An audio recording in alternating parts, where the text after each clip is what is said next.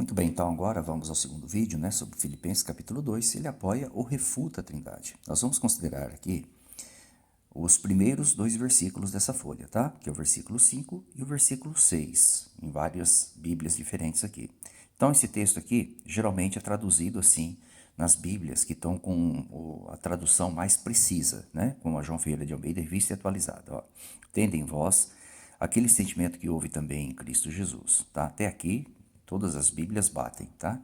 A partir daqui do versículo 6 é que você vai perceber o que as sociedades trinitárias fizeram com o versículo 6, né, modificando, alterando o sentido verdadeiro do texto para endossar a doutrina da Trindade, tentando de qualquer forma colocar Jesus Cristo em posição de igualdade com Jeová no céu, tá?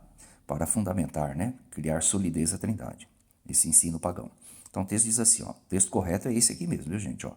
O qual, subexistindo em forma de Deus, não considerou o ser igual a Deus, coisa a que devia se aferrar ou se apegar, tá? Esse é o texto correto. A gente vai considerar apenas esses dois versículos aqui, tá? Vamos ver em outras traduções como está. Especialmente o versículo 6, porque os outros não modificam nada, né? Olha aqui, ó.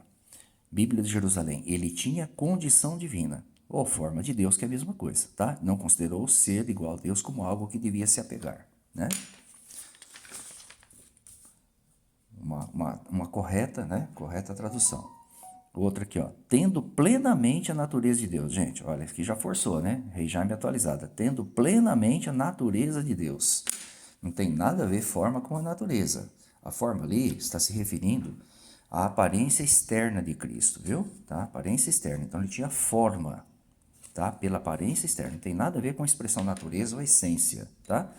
Não reivindicou o ser igual a Deus, tá? Como que ele poderia ser Deus e achar que ocupar o lugar de Deus seria, né? Seria considerado uma usurpação, né? Tem sentido. Ó. Que apesar de ser Deus, olha gente, ó, nova versão internacional, que é uma das melhores versões da Bíblia, tá? Tá revisada pela autoridade aí em grego, que é o senhor Luiz Saião, né? Pastor do Batista, se não me engano. Olha que interessante, ó. Ele poderia ter percebido isso, né? Vocês vão perceber que esse texto está traduzido completamente errado, que apesar de ser Deus, não considerou que a sua igualdade com Deus era algo que devia ser usado como vantagem, tá? Quer dizer, deu uma forçada aqui, né? Apesar de ser Deus, gente, olha, não é isso aqui que está no texto, viu? No texto grego não é, tá? Vou mostrar para vocês. Embora sendo Deus, ó, nova versão transformadora, outra Bíblia evangélica, né? Não considerou que ser igual a Deus fosse algo que devesse se apegar. Como que ele poderia ser Deus, mas ocupar o lugar de Deus, né, seria uma coisa errada para ele? Não tem sentido nenhum. Quer dizer, tentou ajudar de uma forma, mas acabou atrapalhando de outra, né? Essa aqui já traduziu corretamente, tradução brasileira que eu acabei de usar, ó. O qual, subsistindo em forma de Deus, tá? Não julgou que ser igual a Deus fosse coisa que não devesse abrir mão, tá? Quer dizer, aqui já fez errado, tá? Aqui, na verdade, ele não devia se apegar. A Viva, essa aqui, essa viajou na maionese, ó, que embora sendo Deus, não exigiu nem tampouco se apegou aos seus direitos como Deus. Tem nada disso no texto, gente. Não tem nada disso no texto, tá? Aí nós temos aqui o texto grego, padrão, o Scott Hoare, usado pela maioria das traduções, né? Juntamente com o texto crítico, receptos, né? Eles são iguais aqui em todos, tá? Então, versículo 6 começa aqui, ó. Rosen, né? Morfeteu. Não repare minha leitura, viu, gente? Iparron, tá? Então, aqui diz assim, ó. Forma de Deus, tá? Aí você tem essa palavrinha, aqui tá iparron. Essa palavra iparron, tá? Ela é a junção de duas palavras gregas que eu vou mostrar para vocês aqui, de acordo com o dicionário, tá? Olha aqui, ó. Deixa eu mostrar para vocês aqui. Iparron. É essa aqui, ó.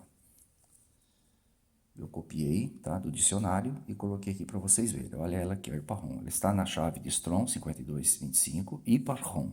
Ela é a junção de duas palavras, hipo e arhomai, tá? Que vem de arho. O que significa hipo? Hipo significa que por, sob. Seria para nós, né, para você entender melhor aí, quando você chega numa empresa que tem o dono ou o gerente principal lá e tem um subgerente administrando, né? Então, no sentido de sub ou de sob, estando por baixo, tá? É o sentido de up, aqui ó, up, né? Arhon. E Arhon de Arhomai ou de Arho tem o sentido, olha, de ser o primeiro a começar a fazer, né? Ser chefe, líder, começar a fazer, etc, tal, né? É o sentido de Arhon. Olha aqui embaixo também, ó. Chefe, liderar, governar. Então, literalmente, o texto está dizendo aqui para nós que Jesus Cristo, em forma de Deus, ele subgovernava, ele subdominava nos céus. Perceberam? Por causa da junção dessas duas palavras. Bom, se ele era sub, ou estava sob, né? Nessa posição de sob, obviamente tem alguém acima dele. Então, apesar de ter a forma de Deus, a aparência de Deus, ele não era o próprio Deus, mas ele subgovernava, subdominava. A maioria das Bíblias coloca subexistia, tá? A tradução Novo Mundo também coloca subexistia. Não está errado colocar, porque tem esse sentido também, essa expressão aí. Mas o importante é que é sub, e não existindo plenamente em forma de Deus, mas sub, gente, ó, isso aqui é o correto. Se ele subsistia ou subgovernava em forma de Deus nos céus, ele não era o próprio Deus. Deus é aquele que está acima dele. Sub ou sob traz o sentido de você estar abaixo de alguém. Então Jesus estava nos céus abaixo de alguém. Quem é esse alguém? Esse alguém é Deus, o Pai, obviamente, né? A quem ele jamais considerou ocupar o seu lugar ou devia, né, realmente almejar ali ser como Deus, né, como o próprio Satanás fez, tá? Então essa é a análise apenas aqui dos dois primeiros